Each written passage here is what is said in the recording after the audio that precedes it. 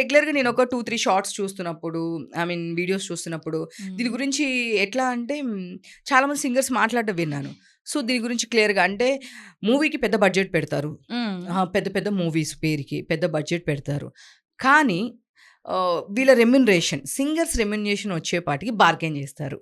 So, దీని గురించి చాలామంది మాట్లాడారు. ఫేమస్ సింగర్స్ మాట్లాడారు. 5,000 అంటారు, 3,000 అంటారు. ఎంత బార్గెయిన్ చేస్తారు అంటే వాళ్ళు అంత పెద్ద సినిమా తీసినా కూడా మా దగ్గరికి వచ్చేపాటికి బార్గెనింగ్ అనేది ఉంటుంది.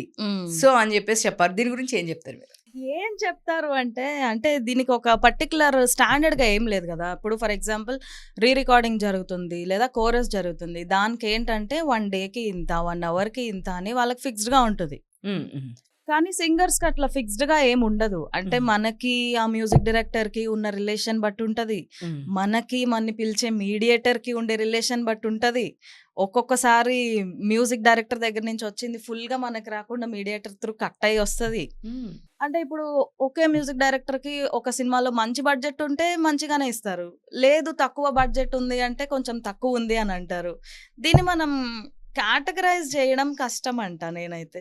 సో, అంటే మీరు కూడా చాలా డిప్లొమాటిక్‌గా చెప్తున్నారు ఆన్సర్. ఏం లేదు నిజంగానే చెప్పాను.